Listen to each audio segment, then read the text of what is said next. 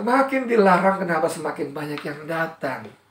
Jangan jual kedaulatan dengan dalih investasi, apalagi investasi yang dalam perjanjiannya, dalam klausul kontraknya banyak merugikan bangsa dan rakyat Indonesia. Para pejabat yang datang, yang tanda tangan, yang nggak peduli orang dia dapat bagian, dapat sogokan dari tanda tangan persetujuan yang mereka beri.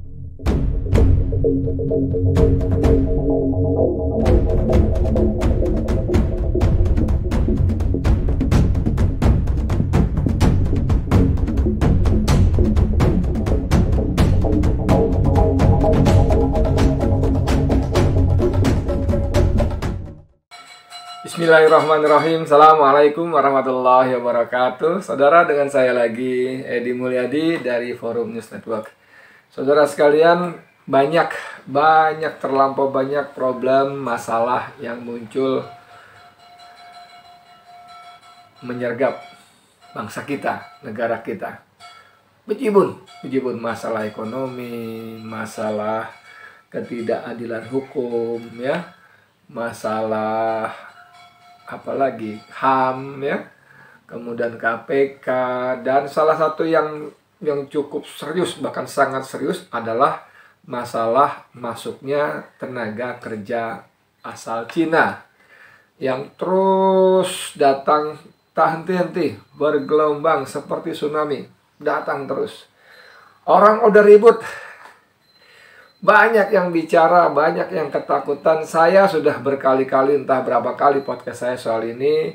Bahkan teman-teman yang lain di FNN, entah Hersu, entah Arif, entah siapa yang lainnya, ya, juga yang lain lah, Repli Harun, semua pada bunyi juga. Bahkan tidak kurang dari Wakil Ketua MPR Arsul Sani pun mencemaskan, ya. Dia mengatakan ada ketidakadilan ketika pemerintah dengan keras dan tegas melarang warganya mudik, tapi pada saat yang sama terus mengizinkan, membolehkan, bahkan menggelar karpet merah bagi masuknya TKA asal Cina. Dan yang luar biasa, agak mengejutkan memang, Puan Maharani, Ketua DPR pun minta masuknya tenaga kerja asing ini dihentikan sementara, minimal waktu itu masih dalam rangka larangan-larangan mudik. Dan sekarang tidak kalah serunya bagaimana penguasa mengerahkan segala sumber dayanya kembali untuk menghadapi para pemudik yang arus balik mudik. Ngeri banget. Sepertinya pemudik itu suatu yang penjahat yang luar biasa, sehingga dikejar sampai rumah, ditangkap lagi untuk dites swab dan sebagainya. Dan inilah yang saya maksud tadi dengan ketidakadilan. Karena perlakuan serupa tidak terjadi kepada para TKA asal Cina yang nggak jelas urusannya apa gitu loh. Hanya dalihnya para pejabat kita, mereka penting, mereka dibutuhkan, mereka expert. Para pejabat imigrasi kita mengatakan mereka sudah memenuhi prosedur, peraturan, perundangan, dan sebagainya. Aduh, luar biasa sekali. Nah, ini ada seorang wakil rakyat di gedung parlemen, ya. Dia menyatakan aneh. Semakin ditolak, semakin banyak WN Cina berdatangan ke Indonesia. Semakin ditolak, semakin banyak WN Cina berdatangan ke Indonesia, ya. Nanti coba kita kasih screenshot, ya, insya Allah. Wakil rakyat di gedung parlemen memberikan perhatian serius terkait masuknya warga negara asing asal Cina ke tanah air di tengah larangan mudik Lebaran 2021, termasuk pada 1 Syawal Kamis kemarin, 13 Mei, ya. Salah satunya Ketua Fraksi PAN DPR RI, Saleh Partaunan Daulay, yang kita biasa sebut Saleh Daulay aja, ya, ternyata Partaunan, ya. Bagi dia, selain soal potensi penyebaran COVID-19, tujuan masuknya WNI juga perlu disoroti. Saya benar-benar menyayangkan pemberian izin masuknya WNA Cina ke Indonesia di tengah situasi pandemi seperti ini. Kedatangan mereka ini tentu dikhawatirkan berpotensi membawa virus COVID-19, kata Saleh. Iyalah, ya, sebetulnya mereka bahkan ada dari Wuhan loh, saudara. Dari Wuhan yang kita tahu awal merebaknya virus COVID ini, corona ini adalah virus dari Wuhan, Cina.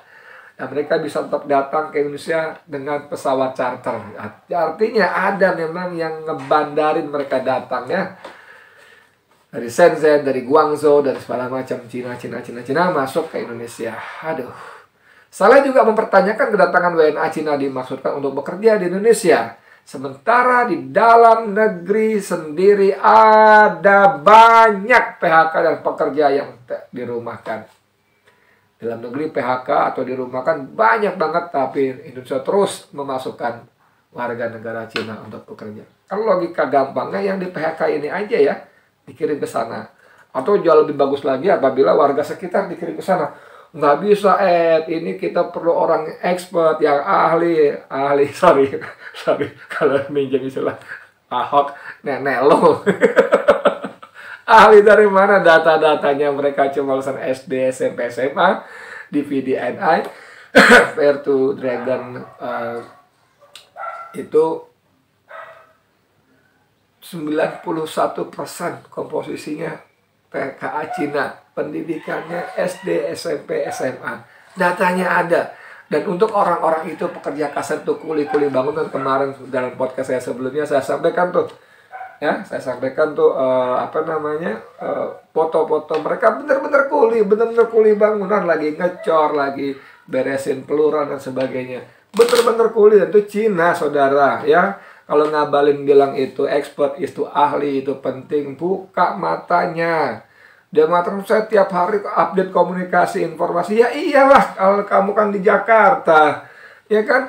Ya tinggal di sana ngomong apa? Oh, iya Pak, begini Pak, bukono Pak, begini Pak, begitu Pak, kan gitu. Update walaupun tiap hari tiap jam. Kalau sumber informasinya dia juga, ya tentunya versi mereka kan. Ini yang soal basic seperti ini aja para penguasa begundal istana ini nggak paham gitu loh. Ya, nggak usah datangin dari luar. Di kita itu banyak tenaga kerja pengangguran, dan kemampuan tukang las Indonesia itu dahsyat, orang. Tukang las Indonesia itu dahsyat. Dapat sertifikat dan banyak menjadi instruktur di negara lain untuk ngelas. Dahsyat, jangan remehkan tenaga kerja kita ya. Mengapa pekerjaan yang tersedia tidak diprioritaskan bagi WNI? Apa sih jenis pekerjaan yang mesti dibutuhkan TKA Cina? Kementerian Tenaga Kerja perlu terbuka terkait masalah ini. Aduh, susah berharap pada pemerintah, susah. Selain itu, lanjut saya lihat jawaban Kementerian Perhubungan terkait kedatangan TKA Cina ini dinilai tetap tidak tepat, terutama soal jenis pesawat yang mereka, yaitu pesawat charter atau sewa. Kata Daulay, mau pakai pesawat reguler, pesawat charter, atau pesawat pribadi sekalipun tetap dipertanyakan masyarakat. Sebab masyarakat berharap agar kedatangan TKA asal Cina ini dihentikan terlebih dahulu. Jika nanti pandemi ini telah berlalu, baru dipikirkan lagi. Adapun pekerjaan yang mungkin perlu dilanjutkan bisa saja diberikan kepada pekerja lokal. Saya yakin pekerja WNI bisa mengerjakan, bukan bisa, mereka lebih ahli, bos. Om Daulay, mereka lebih ahli karena pekerjaannya memang pekerjaan kuli, kerjaan kasar, sopir, operator broiler, satpam, cleaning service, bahkan ya. Bisa kita. Terakhir, Saleh menekankan sangat disayangkan protes dan penolakan masyarakat seakan tak didengar oleh pemerintah. Semakin ditolak, malah semakin banyak yang datang. Bahkan sekali penerbangan bisa membawa ratusan rombongan, ujarnya. Seperti dikutip dalam Ermol ya, Rakyat Merdeka Online. Republik ya, Rakyat bukan. Ermol sekarang Republik. Republik Merdeka.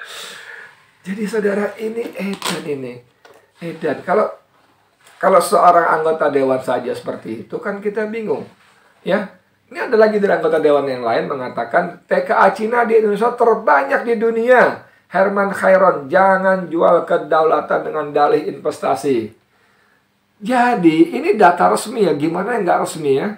TKA Cina di Indonesia terbanyak di dunia. Datanya ada, diungkap, saya bacain ya. Politisi Partai Demokrat Herman Khairon menanggapi data statistik yang menyebut populasi warga negara Cina terbanyak di sejumlah negara selain di negerinya sendiri, ya. Di dalam data statistik yang dibagikan Herman Hairon, terlihat ada 10 negara terbanyak dengan etnis Cina terbanyak di dunia.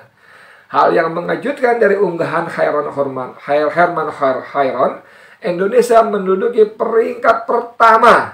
Indonesia menduduki peringkat pertama populasi Cina terbanyak di antara 7 negara Asia. Asia Tenggara yang termasuk dalam 10 besar. Meski begitu, yang disorotinya adalah persoalan terkait kedatangan tenaga kerja asing asal Cina. Totalnya hampir mencapai 8 juta populasi. Dibandingkan Amerika Serikat yang tak sampai 40 juta warga Cina. Dan enggak. Amerika itu jumlah penduduknya 300 juta lebih. Tapi Cina di sana tidak sampai 4%. Indonesia yang jumlah penduduknya kurang dari 300 juta alias sekitar 270 juta. Disebutkan datanya 8 juta populasi. Wah, menanggapi hal itu Herman menanyakan apakah memang Amerika Serikat dan negara Eropa yang makmur berkat adanya investasi negara tersebut. Ayo, emangnya Amerika dan Eropa makmur karena investasi Cina? Dalam bahasa gampangnya begitu ya, Herman Hairon. Dia menegaskan bahwa yang dapat mengubah nasib ke suatu bangsa tak lain dan bukan oleh bangsanya sendiri. Betul. Janganlah menjual kedaulatan negara dengan dalih investasi, sambung Herman lagi sebagaimana dikutip pikiran rakyat. Oke. Sementara itu, masyarakat Indonesia sendiri pun dibuat tak habis pikir dengan warga negara asing Cina yang terus berdatangan ke Indonesia. Bahkan para WNA tersebut masih saja terus berdatangan meskipun pemerintah Indonesia memberlakukan larangan mudik pada 6-17 Mei 2021.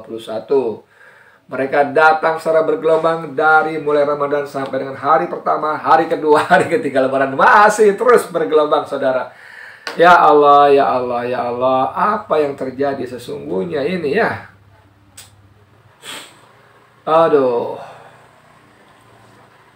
Sorotan juga terjadi oleh politisi Fadly John ya, dari Gerindra. Dia menanyakan alasan dari kedatangan para WNA tersebut. Bahkan di hari Lebaran. Mau kerja atau migrasi menetap di negeri ini? Tanya Fadly John. Sementara kita mau ziarah kubur pun tak bisa, sambungnya. Iya ya, pemerintah melarang warganya mudik, bahkan ziarah kubur pun tidak boleh. Tapi orang-orang warga negara Cina yang dengan dalih TKA yang dibutuhkan penting, expert, ahli, whatever lah gitu. Ahli nenek lo, gitu lagi ya. Datang bergelombang. Oh iya, ada soal larangan ziarah kubur ya, lucu juga ya. Nanti mungkin ada kali ya. Itu wali kota Bogor, Arya Bima, itu ziarah kubur emaknya. Di tengah larangan dia membuat larangan warganya ziarah kubur. Nanti kita bahas insya Allah ya. Gila itu emang. Emang pejabat kita tidak ada teladan. Tidak ada teladan. Mereka berkata A, tidak boleh B, tapi mereka justru melakukan B yang dilarang itu. Dengan dalih macam-macam lah. Jadi saya setuju betul. Jangan jual kedaulatan dengan dalih investasi seperti kata Herman Hairon ini. Jangan jual kedaulatan dengan dalih investasi. Dan Herman tadi juga bertanya, emangnya Amerika dan Eropa menjadi maju, makmur, sejahtera karena investasi Cina? No. Bukan. Yang ada justru Zimbabwe, Pakistan, Sri Lanka, Tibet, Tibet ya, bukan Tibet ya, Tibet atau Tibet. Itu negaranya tergadai karena utang infrastruktur dari Cina. Membangun infrastruktur dengan dana utangan dari Cina tidak mampu membayar, maka akhirnya mereka tergadai. Bahkan Zimbabwe, Angola mengubah mata uangnya menjadi yuan. Menjual sebagian besar saham pelabuhannya kepada investor Cina yang membangun.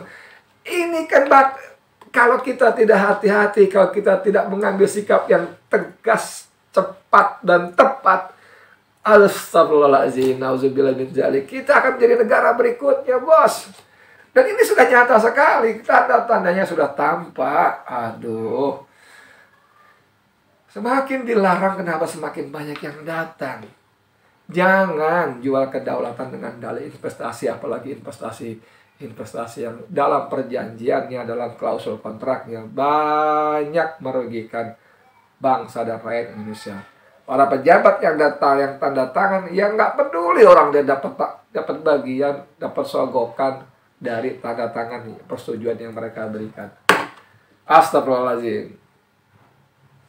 Ya sudahlah, begitulah negara kita. Saya Edi Mulyadi untuk FNN. Assalamualaikum warahmatullahi wabarakatuh.